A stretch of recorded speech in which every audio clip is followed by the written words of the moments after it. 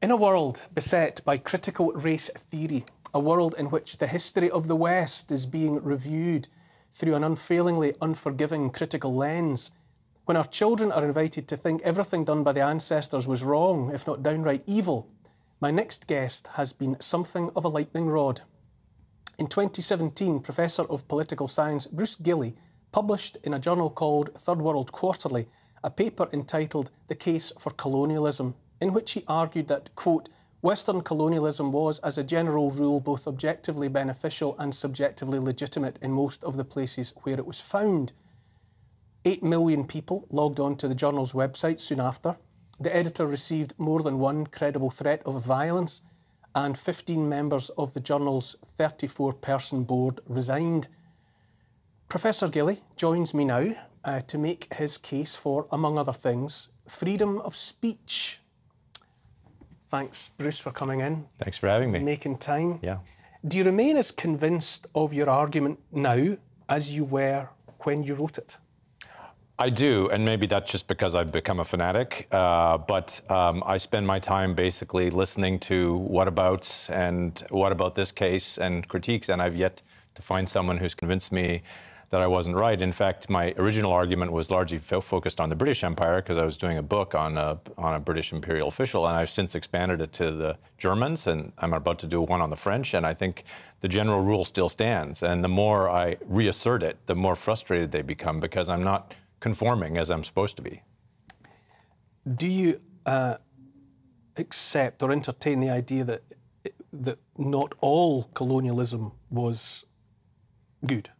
That there were downsides, wrong things were done in some places by some people at some times? Well, this is the way I look at it. It's similar actually to the debate on policing, right? So if you have a police force with 1,000 officers, or in the United States you have 30,000 different police departments, I can guarantee you there'll be a certain percentage of those police departments that'll be rotten to the core and basically criminal. And in any police department, there'll be some bad apples, right? And so colonialism, like any big social system, was like that. Yeah, there were some bad instances, there were lots of bad policies, but as a general rule, no, I wouldn't say there's a single, for example, country, European country, whose colonialism was generally a bad thing for the natives, right? And of course, the dirty secret of all this is the natives themselves say this. Right? And this is what the wokes are trying to keep covered up, right? Because supposedly they're all virulently anti-colonial. It turns out they're not, right? And I hear from them all the time. And they're sick and tired of having white professors of film studies at Sheffield tell them what they're supposed to think about their own histories.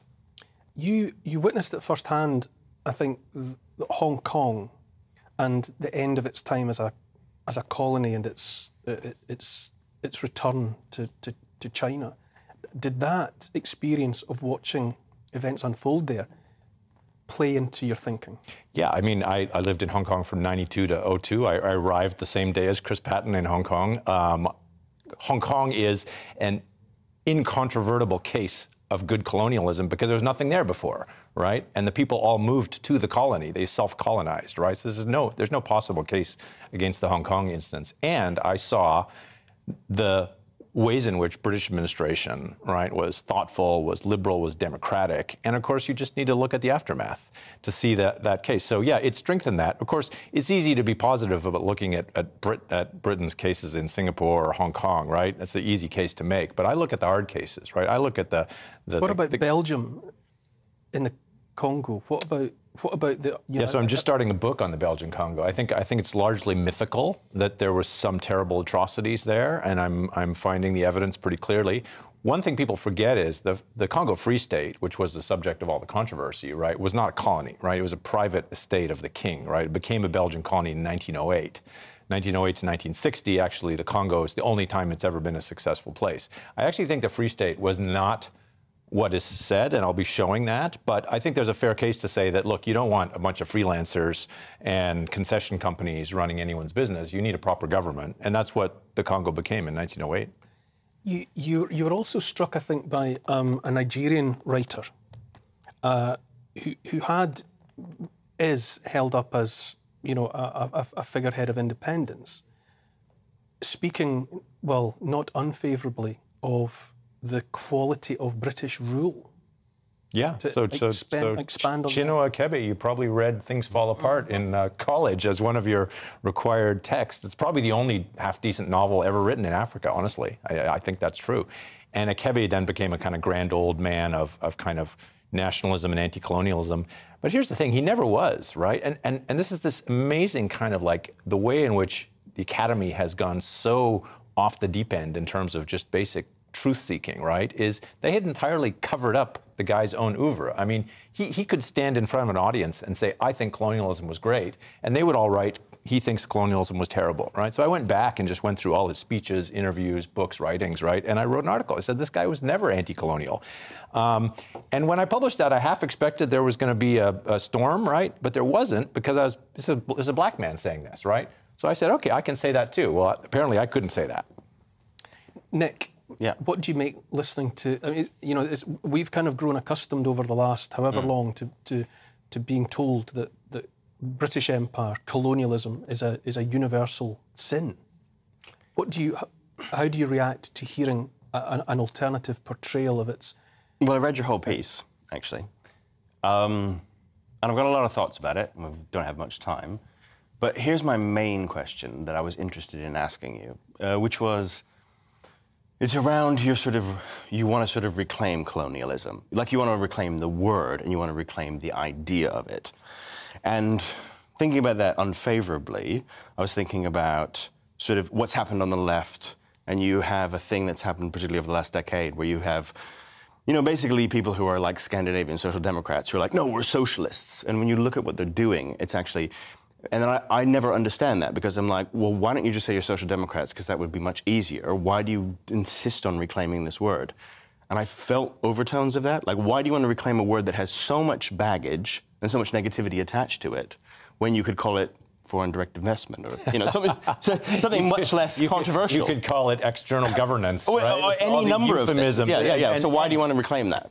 Well, because I don't like euphemisms, right? I don't like BS. I think if you're going to talk about a concept and just talk about foreign countries governing other places, that's colonialism. That's what the word means.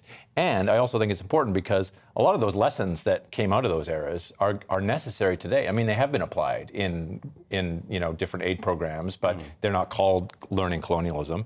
And I also think it's just, you know, I mean, I'm a conservative. I think the past generation deserves respect, whether or not it's useful for us to respect them or not. And I think we impose a terrible calumny on these people who went and did good deeds and lifted up human civilizations and flourishing that would not have happened otherwise. So I'm not satisfied with kind of being kind of strategic and utilitarian about the past. I think they did good deeds. They called it colonialism. If we were going to recover that term, we should name it for what it is because it connects it to what they did. Mo, is Bruce's thinking and writing an antidote, part of an antidote to a steamrolling effect that has been going through the academies and the universities, overturning past thinking? Do we need to hear voices like Bruce's? I think, you know, there's no secret that the academies have become sort of monocausal. You know, there's only one view allowed, sort of thing. So, and academies shouldn't be that. And ideas should be allowed to flourish and should be able to be debated. My issue, I think, with what you're talking about is I think too many of the woke warriors treat history as a morality play. They treat it as a kind of this was good and that was bad. And they kind of, almost because they don't have a vision of the future really, or a kind of understanding of our present moment, they go back and tear down statues and they moralise the past in order to give themselves some kind of feeling of virtue. And I worry that you are kind of doing the same thing. You're kind of moralising about the past instead of, because there's no way colonialism's going to come back in the sense that it did. So why wouldn't you want to look at human flourishing in the contemporary context if that's your motivation? Or are you just being deliberately provocative because colonialism has, you know, there's only one prescribed view in the universities today? Yeah, I mean, I guess we don't know because we don't have the proper setting for a debate where what I say that might be valid can be kind of teased out from what I'm saying that's not valid, right? It's like I say, trying to make a medicine in a lab that's full of bacteria. That's what the modern academy is. It's a lab full of bacteria. So nothing produced there can have any validity. So I'm a lone dog making this argument. The fact that I get so much pushback tells me that there's something right here, right? That the flak is always strongest over the drop zone, right? And I think that's what's happening. And it may be, in the future, I'll be seen as just kind of playing this role of trying to open up the space for people to come in and have a proper debate again. And if that was my role, I'm totally fine with that. Bruce, I've been reading Pete Hegseth and David Goodwin's Battle for the American Mind, which is a book that's topping out on bestseller lists on the other side of the Atlantic at the moment. And it's it's making a case that something went badly wrong in American education way back, 100, 150, even perhaps 200 years ago. Do you share that analysis? Yeah, I mean, I spend a lot of time on that because I'm on a group called the National Association of Scholars that works on that. And I do think that kind of you have to go all the way back to Walt Whitman and the kind of the idea that education was going to be somehow this progressive kind of educating of democracy and the citizen and this kind of moralizing about what education was and what universities were supposed to do, as opposed to saying they're places to create and communicate truth and to constantly rethink it according to scientific principles. That should have been it, right? So I do think there was this moralizing tendency in American education at a very early stage. And what it does is it spills over into the 80s when political correctness comes along. In the 80s, we thought this was a joke, right? We thought this would go away. We're like, this won't last, right? And so I was just up at a conference at Oxford, and we were asking, are we at peak woke yet? Like, 40 years later, when we first saw this coming, or is it peaked yet? And probably not. But that's as though to suggest that at some point it will go away.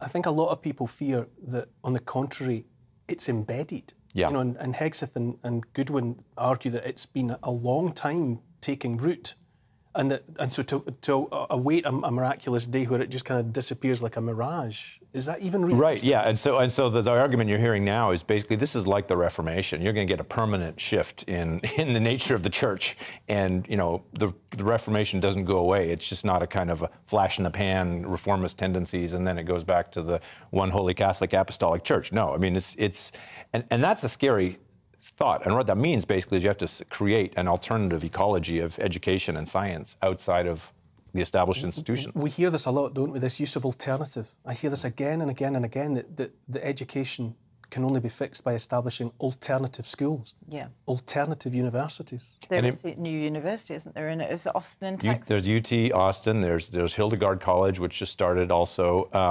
And the interesting thing, like in this field of colonial history, which is actually not my field, right? I'm a political scientist. I'm a social scientist. But what I've discovered in this field is all the people who are coming up with the debunking and going back and discovering what the truth was is that they're amateurs, right? They're not professional historians. They're not the ones in the academy. And they're totally tearing down these chestnuts that the academics have stood up just by going back and reading the data, looking at the archives and finding they've been misread, right? I'm obviously particularly invested in what's happening on this side of the Atlantic. Now, you've spent time recently in English universities. Are our universities on the same railroad that has brought American academia to where it is? I'm afraid you are. Are we rattling down the same rail? Yeah, but don't forget, Americans always like to be number one. So we want to be number one in wokeness too. So if you start catching up, we'll find ways to be even more crazy.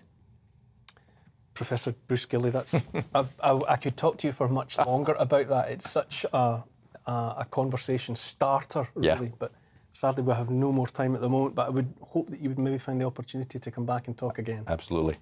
Thank you very much for being with us this evening.